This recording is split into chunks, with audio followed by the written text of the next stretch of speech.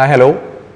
നമ്മളിന്ന് ഡിസ്കസ് ചെയ്യാൻ പോകുന്നത് വളരെ പ്രധാനപ്പെട്ടൊരു കാര്യമാണ്. UGC നെറ്റ് എക്സാംസ് ഒക്കെ എഴുതിയിരിക്കുന്ന കുട്ടികളോട് എപ്പോഴും ഞാൻ പറയുന്നൊരു കാര്യമുണ്ട്.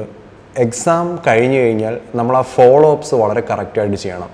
ഈ ഫോളോ അപ്സ് എന്ന് പറയുന്നത് എന്താണെന്നുണ്ടെങ്കിൽ, ഇപ്പോൾ നിങ്ങൾ തംബ്നെയിൽ തന്നെ കണ്ടിട്ടുണ്ടായിരിക്കും, ഓൺ ടൈമിൽ നിങ്ങൾ ചലഞ്ച് ചെയ്യേണ്ട ക്വസ്റ്റ്യൻസ് ചലഞ്ച് ചെയ്തിട്ടില്ല എന്നുണ്ടെങ്കിൽ മേ ബി അതുകൊണ്ട് മാത്രം നിങ്ങൾ ഡിസ്ക്വാളിഫൈഡ് ആകാനുള്ള എന്തുണ്ട് പോസിബിലിറ്റീസ് അവിടെ ഉണ്ട് എന്നുള്ളതാണ്. ഓക്കെ, ഇവിടെ ഇപ്പം ആപ്പിൾ ബിയിൽ പരിചയമുള്ള സ്റ്റുഡൻസിന് അറിയാം, ഞാൻ എന്നും വളരെ കറക്റ്റായിട്ട് സ്റ്റുഡൻസിനോട് പറയുന്നതാണ്, ഒരു എക്സാം കഴിഞ്ഞ് കഴിഞ്ഞാൽ അതിൻ്റെ വിൻഡോ ഓപ്പൺ ആയി കഴിഞ്ഞ് കഴിഞ്ഞാൽ ഇമ്മീഡിയറ്റ്ലി നമ്മൾ എന്ത് ചെയ്യേണ്ടതുണ്ട്, റെസ്പോൺസ് ഷീറ്റ് നമ്മൾ സേവ് ചെയ്യേണ്ടതുണ്ട്. അത് വെബ്സൈറ്റിൽ അവർ അപ്ഡേറ്റ് ചെയ്യും എപ്പോഴാണ് അവൈലബിൾ ആയിരിക്കുന്നുള്ളത്. അത് സേവ് ചെയ്ത് പ്രൊഫഷണൽ ആൻസർ കീ നമ്മൾ എന്ത് ചെയ്യണം, ക്രോസ് ചെക്ക് ചെയ്യണം. എക്സാക്ട്ലി, അതായത് അവർ പറയുന്ന ആൻസറും അതുപോലെ തന്നെ വേറെ ഏതെങ്കിലും ആൻസേഴ്സ് മാറി വരാനുള്ള പോസിബിലിറ്റി ഉണ്ടോ, ആ ഒരു പോസിബിലിറ്റി ഉള്ളത് കൊണ്ടാണ് നമുക്ക് അവിടെ ഒരു നിശ്ചിത ദിവസം തന്നതിന് ശേഷം ആ വിൻഡോ ഓപ്പൺ ആക്കിയിട്ട് ചലഞ്ച് ചെയ്യാനുള്ള ഓപ്ഷൻസ് തരുന്നത്. മജോറിറ്റി കുട്ടികളും സൈക്കോളജിക്കലി എന്ത് ചെയ്യുമെന്ന് വെച്ച് കഴിഞ്ഞ് കഴിഞ്ഞാൽ, എക്സാം എന്തായാലും എഴുതി കഴിഞ്ഞു, ഇനിയിപ്പം തോക്കുമോ എന്നൊരു പേടി മനസ്സിലുള്ളത് കൊണ്ട് റിസൾട്ട് വരുമ്പോൾ നമുക്ക് നോക്കാം, അതിനു മുമ്പ് ഞാൻ നോക്കുന്നേ ഇല്ല എന്ന് പറഞ്ഞൊരു ഡിസിഷനിലേക്ക് പോകും. എനിക്കിവിടെ ഓഫ്ലൈൻ ക്ലാസ്സിലേക്കുള്ള സ്റ്റുഡൻസിന് കറക്റ്റായിട്ട് അറിയാവുന്നതാണ്, നമ്മൾ ഒരു സ്റ്റഡി പ്ലാൻ വെച്ച് വർക്ക് ചെയ്യുമ്പോൾ അവിടുത്തെ മേജർ അസസ്മെൻറ്റ് ഫാക്ടറായിട്ട് നമ്മൾ എടുക്കുന്നത് ലാസ്റ്റ് ടൈമിലെ റെസ്പോൺസ് ഷീറ്റ് ആണെന്നുള്ളതാണ്. അപ്പോൾ പലപ്പോഴും കുട്ടികൾക്ക് റിസൾട്ട് വരുന്നതിന് മുമ്പ് റെസ്പോൺസ് ഷീറ്റ് എടുത്ത് നന്നായിട്ട് അതിൻ്റെ ഒരു അസസ്മെൻറ്റ് നടത്തുക, പ്രൊഫഷണൽ ആൻസർ കീഴിൽ തെറ്റുകളുണ്ടോ എന്ന് നോക്കുക, തെറ്റുകളുണ്ടെങ്കിൽ അത് ചലഞ്ച് ചെയ്യാനുള്ള ഓപ്ഷൻസ് എടുക്കുക എന്ന് പറയുന്നത് ഏറ്റവും മടിയുള്ളൊരു കാര്യമാണ്. ഇത് ചെയ്തില്ല എന്നുണ്ടെങ്കിൽ മേ ബി അതുകൊണ്ട് മാത്രം നിങ്ങൾ ഡിസ്ക്വാളിഫൈഡ് ആയിരിക്കാം. അതാണ് ഞാനിപ്പോൾ പറയാൻ പോകുന്നൊരു എക്സാമ്പിൾ. ഇപ്പോൾ കഴിഞ്ഞിട്ടിരിക്കുന്ന ഡിസംബർ 2024 എക്കണോമിക്സ് പേപ്പർ 2 ചോദിച്ചിരിക്കുന്ന വൺ ഓഫ് ദി ക്വസ്റ്റ്യൻസ് എന്ന് പറഞ്ഞിരിക്കുന്നത് പ്രൊഫഷണൽ ആൻസർ കീയിൽ അവർ ആൻസർ തെറ്റിച്ചായിരുന്നു കൊടുത്തിരുന്നത്. അതേ തെറ്റായിട്ടുള്ള ആൻസർ തന്നെയാണ് ഒഫീഷ്യൽ ആൻസർ കീയിലും ഫോളോ ചെയ്യുന്നത്. ഇനിയിപ്പോൾ ഇത് ആർക്ക് മാറ്ററാവും?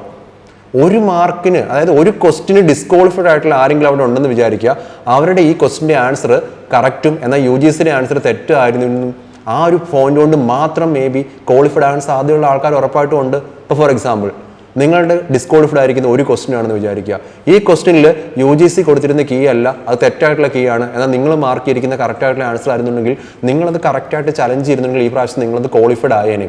ഇതിപ്പോൾ ഒരു ക്വസ്റ്റ്യൻ ആണ്, 3-4 ക്വസ്റ്റ്യൻസ് ഒക്കെ ഇതുപോലെ ഒഫീഷ്യൽ ആൻസറിൽ തെറ്റി വരുന്ന സിറ്റുവേഷൻസ് പല സമയങ്ങളിൽ UGC എന്ത് ചെയ്യുന്നുണ്ട്, റിപ്പീറ്റ് ചെയ്യുന്നുണ്ട്.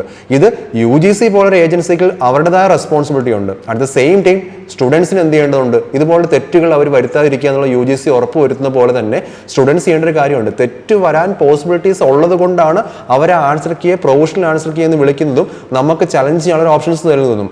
ആ ചലഞ്ച് ചെയ്യാനുള്ള ഓപ്ഷൻസ് നമ്മൾ യൂട്ടിലൈസ് ചെയ്യാതിരിക്കുമ്പോഴാണ് ഈ ക്വസ്റ്റിന് മിസ്റ്റേക്ക് ഉണ്ടെന്ന് അവർക്ക് ഐഡന്റിഫൈ ചെയ്യാൻ പറ്റാതെ പോകുന്നു. വീണ്ടും ഒഫീഷ്യൽ ആൻസർ കീയിലെ തെറ്റ് ആൻസർക്ക് അവർ എന്ത് ചെയ്യുന്നത്, ഫോളോ ചെയ്യുന്നത്. അതിൻ്റെ one of the classic examples ഞാനിപ്പോൾ കാണിച്ചു തരാം. ലാസ്റ്റ് ഡിസംബറിൽ ഈ പറഞ്ഞ രീതിയിലേക്ക് എക്കണോമിക്സ് വായിച്ചിട്ട് ചോദിച്ചിരുന്ന ഒരു ക്വസ്റ്റ്യൻ, ഇതാണ് question. Which one of the following is or are not applicable to the classical trade theory? Classical trade theories എടുത്തു കഴിയുമ്പോൾ അതിൽ ഏതാണ് ഈ താഴെ തന്നിരിക്കുന്നതിൽ അതിനോട് കണക്റ്റഡ് ആകാത്തത്, ആപ്ലിക്കബിൾ അല്ലാത്തത് എന്നാണ് നമ്മളോട് ക്വസ്റ്റ്യൻസ് ചോദിച്ചിരിക്കുന്നത്. 5 കാര്യങ്ങളാണ് നമുക്ക് ഓപ്ഷൻസ് അവിടെ പറഞ്ഞിരിക്കുന്നത്. Labour theory of value, and then one factor model. Third option, zero sum game. Fourth option, multi-factor model.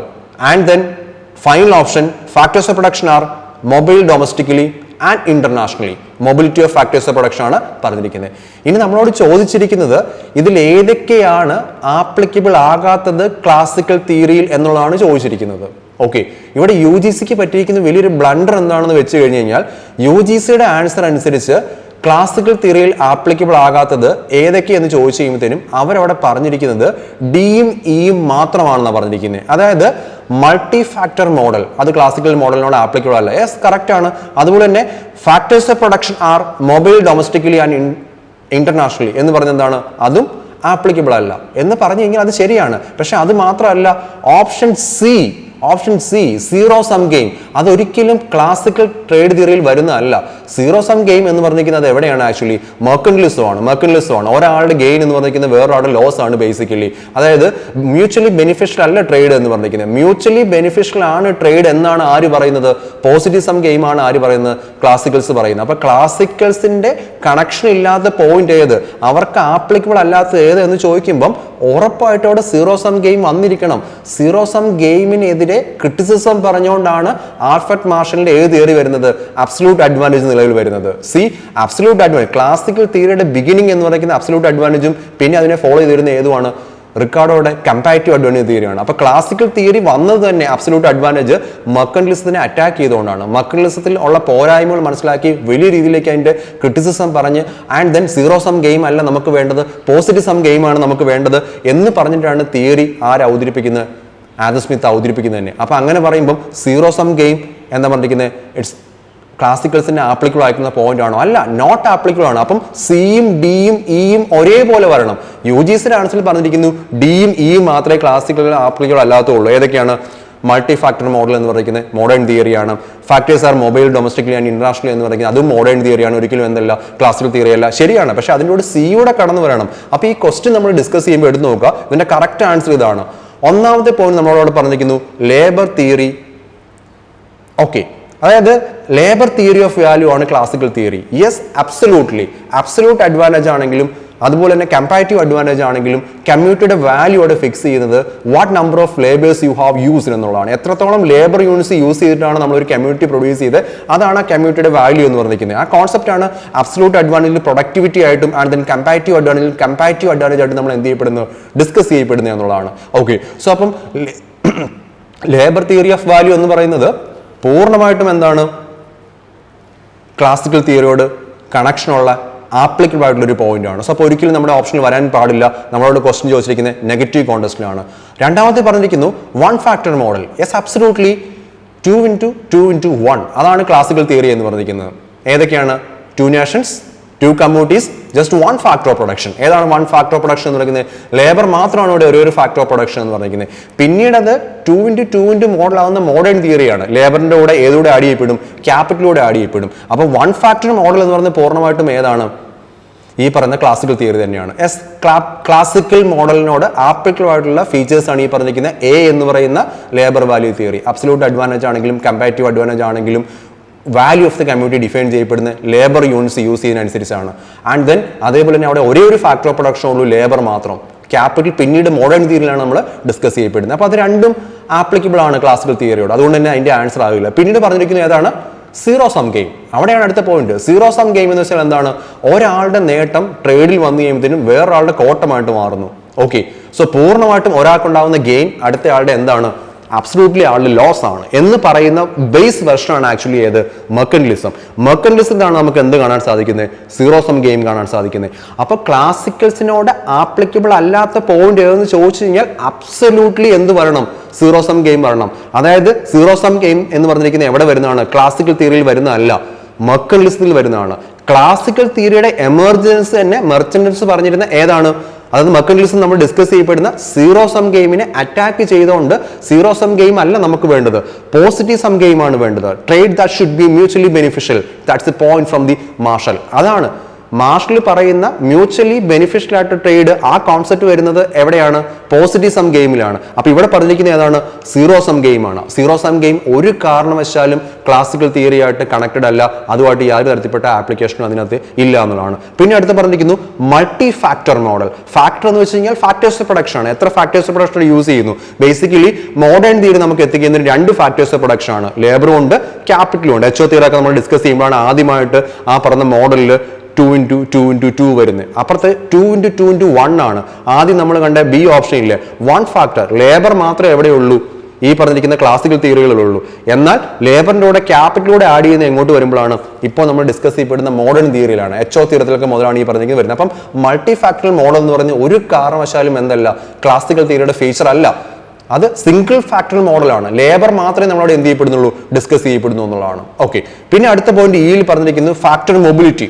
Factor mobility അതായത് ക്ലാസിക്കൽ തിയറിയിൽ ഫാക്ടർ മൊബിലിറ്റി ആണെന്നാണ് പറഞ്ഞിരിക്കുന്നത്. നോ, മോഡേൺ തിയറിയിലാണ് ഈ പറഞ്ഞിരിക്കുന്ന ഫാക്ടർ മൊബിലിറ്റി ഉള്ളത്.